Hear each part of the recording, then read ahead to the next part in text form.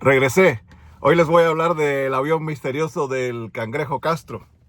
Y es que mientras los panzones del Comité Central del Partido Destructor de Cuba se sientan alrededor de una mesa a seguir contándose mentiras y repetir consignas vacías, los verdaderos dueños del manicomio, que es hoy la isla de Cuba, siguen en lo oscuro, como siempre, haciendo sus movimientos malignos.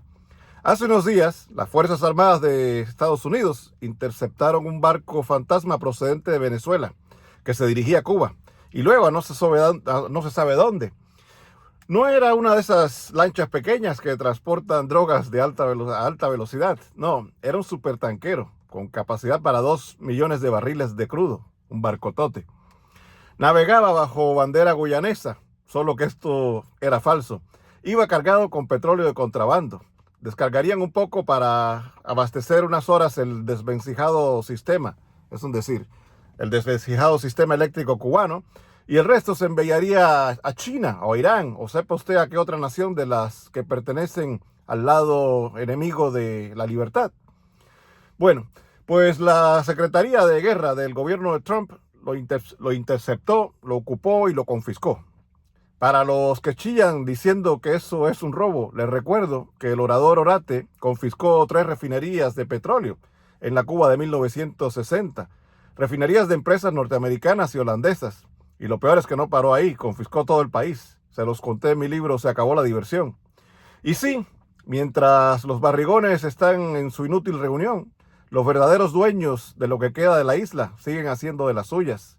Al barrigón número 1 lo tienen acorralado. Le metieron al compadre Gil una cadena perpetua. Le pusieron a un viceministro, sobrino nieto del asesino de Raúl Castro. Y hace unos días, por primera vez, un militar que no tiene rango de ministro ocupó una silla en el buró político. En básquetbol, eso se llama gardeo. Los gordos hablando mierda en La Habana, mientras el Cangrejo Castro, el nieto favorito del asesino, no para viajando en un avión ejecutivo. No se la pasa viajando a ciudades turísticas, como el resto de los hijos de la cúpula. Se las pasa viajando este personaje de estampa lombrosiana, se la pasa viajando entre lugares muy raros. No para de viajar entre La Habana y lugares que son o paraísos fiscales, o productores de estupefacientes, o enemigos abiertos o velados de Estados Unidos. Hace viajes recurrentes a Panamá, a Islas Caimán, a Bahamas, a Venezuela. Usa el mismo avión ejecutivo, un Falcon 900X, matrícula T777PR, un avión regalado a la dictadura de los barrigones por la narcodictadura del cartel de los soles venezolanos. Es igual al Falcon del que no se baja a Pedro Sánchez, el corrupto español. El Cangrejo Castro no viaja en cubana de aviación. Es que su tío abuelo, el Orate, y su abuelo la confiscaron en 1999 y ahora 1959 y ahora ya no tiene aviones. Además, que la élite no se rebajaría a viajar con sus cautivos. ¿Y para qué son esos viajes? Esté usted seguro que no lo hace el Cangrejo buscando inversiones útiles para su país o mendigando donaciones para calmar un poco el hambre y la miseria de sus cautivos. Pero la pregunta es válida. ¿A qué va? ¿Qué lleva o qué trae de esos viajes usando su pasaporte diplomático? Y les decía que el individuo viaja a países enemigos abiertos o enemigos taimados de Estados Unidos. Y resulta que el Falcon que utiliza estuvo parqueado durante varios días en el aeropuerto de Apodaca, en Monterrey, México. Este último, un aeropuerto menor administrado por los militares mexicanos.